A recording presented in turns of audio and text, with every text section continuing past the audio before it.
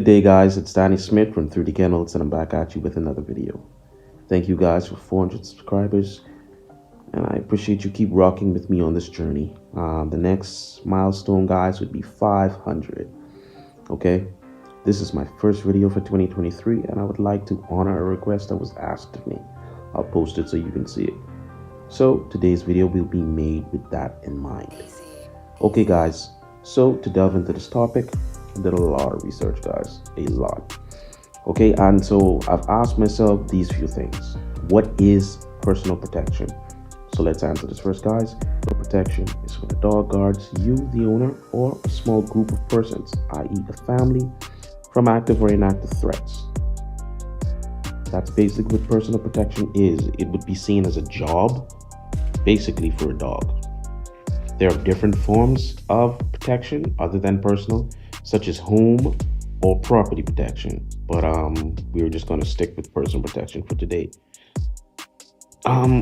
Let's talk about some things as it relates to the personal protection, guys, and that would be the breed has to engage with the public 24/7, be working constantly, it has to be transportable because it needs to go with you, the owner, for the personal protection.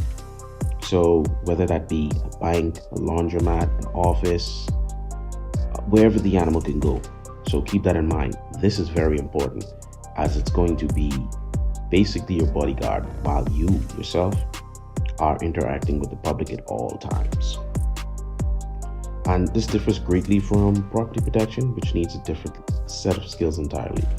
So what I've done after doing my research, I've examined the best personal protection breeds and what makes them tick and great at what they do. Came down to the skills which I believe are the most important for the task, which are the dog protection skills. It can use to defend you, the owner, effectively. And I'm going to break it down into its defensive package, which is mainly the audible and visual intimidation. Okay, so audible would be how loud and threatening the bark is to deter threats, and visual is how threatening and menacing the dog looks. With a complete package of both, you can basically deter 90% of any would-be threats to you. Now, the next set of tools in the dog's protection kit would be its active deterrence, I would call it. And that would be namely its strength, athleticism, courageousness, and biting ability. These things are very important because it's how the dog itself would protect you, the owner. Okay, guys? Then lastly, I will take into account movability, how easy the dog is to live with, travel, whether that be vehicle, cruise ship, plane, etc. This is a huge factor in my opinion because it's a great part of personal protection. So the ability for your animal to protect you, to be able to go with you everywhere, matters, guys. Okay? And that's my most valuable things when it comes to this personal protector. Now, let's further break down some of the traits that I've seen in the breeds that I've been studying, such as the Rottweiler, the Doberman Pinscher, the Belgian Malinois, the Dutch Shepherd, the Boxer, the Boucheron, and Argentino. But there's something that I noticed that most of these dogs have, the traits, and I'm going to break it down in my own little funky way here at 3D Kennels. Okay, guys, the first thing I would like to say is the dogs need to have a Jekyll and Hyde factor. Okay, let me explain. You should know who Dr. Jekyll and Mr. Hyde is based on the movie/written story. I feel like that's something that is greatly needed for a personal protector. So to break it down, it's when a dog can be absolutely great with people, responsive, sensible. It can be with you in places, not barking if you have your dog at work with you or in the bank. You know, be well suitable and behave. However, if the need calls for, the dog needs to turn into that necessary monster, guys, until the threat is no longer present or until you yourself as the owner dictate and instruct the dog, hey, go back to Mr. Jekyll or Mr. Hyde. I forget which one is the monster, guys. Anyway, that matters a lot for personal protection because, as I stated earlier, it must engage with the general public all of the time, so it should be confident, calm, intelligent, but also alert and tenacious. This is a must-have. trait, in my opinion. Next, it must have high intelligence and understanding to be able to assess different situations and to adapt to the kinds of training it needs for the task put before it, such as personal protection. So, the key traits would be being devoted, attentive, having a very high drive, very key components, and also, in my personal opinion, having a very high willingness to please its owner. That's key in my opinion, okay, guys? The next trait that I think is very important for being a personal protector is loyalty and bravery. Dog must be fiercely loyal towards the owner or the family to such a point that it would naturally protect them at any and all costs. So if there's an armed assailant, that bravery would come into a factor because, believe it or not, dogs are intelligent, guys. They know the difference between an unarmed and an armed human. And if that dog throws all caution to the wind to ensure you or your family's safety, that matters.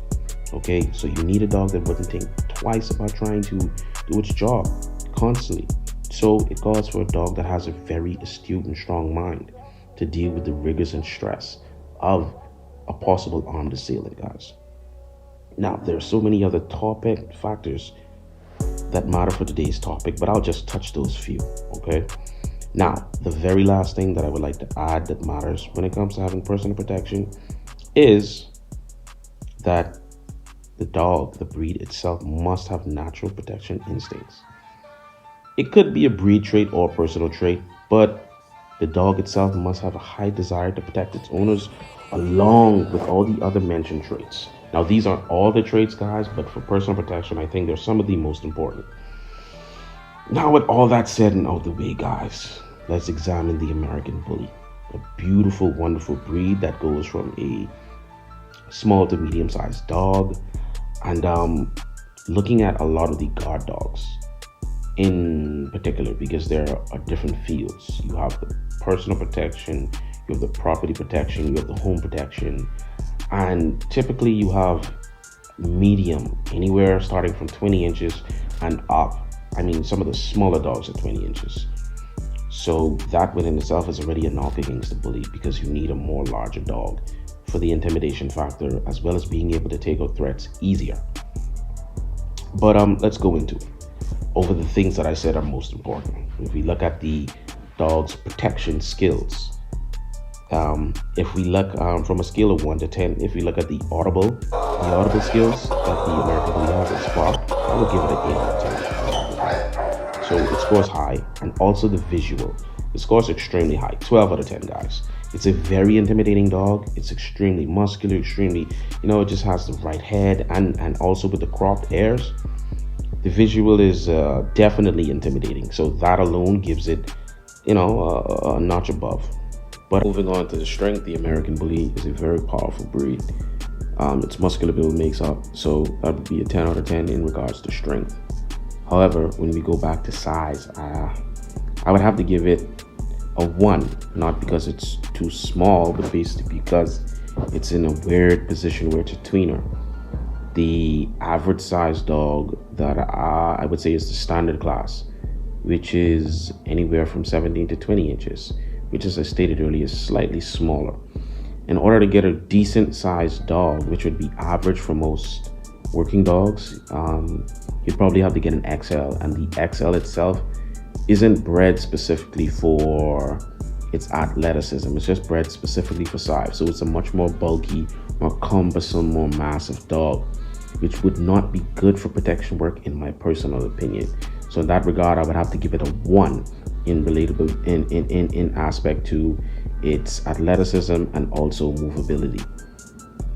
Moving on to its biting power or biting ability, I'd probably have to give it a 10 out of 10. However, if the dog can't move, it can't reach or get anything to bite. Now, with that being said, looking at all the traits that the bully would need, I don't think it has the natural drive and protection to be able to protect its owner effectively. And with its body and frame and everything built the way that it is, it would not be able to do it as well as other dogs, even if it could. So overall, for being a protection breed, I don't think the bully is the best breed suitable for that. Okay, guys. So when we look at the final assessment, guys, if you look at it's very cumbersome frame, being very like the smaller dogs are extremely bulky, low athleticism, doesn't have high drive. It's a companion breed. It doesn't have natural protection instincts, and as well as not having the proper and correct athletic build. These things, along with it being a companion breed, in my opinion, doesn't bode well for the American Bully. So overall, guys, I'm gonna have to say it could be a good personal protection dog, but it wouldn't excel at it. You can have so many other breeds like the Dojo Argentino, even the American Bulldog, which isn't a great protection breed, but I mean, it's something. So looking at everything overall, the American Bully would be, a good family pet as what it is. It excels at what it does. It's a great family pet, and you can find some great individuals that you can train to do to the best of your ability, but it will pale in comparison to other breeds such as the German Shepherd, the Rottweilers, the Boucherons, Rhodesian Ridgebacks, all of these other dogs that excel, the Giant Schnauzer. So you can get one if you want, guys, and give it the proper training, but in terms of comparing it to these other breeds, I don't think it compares well. But that's just my opinion. If you like the video, guys, hit that like button. It really helps us. It gets our video around. Thank you so much for tuning in today. Have a great day, guys.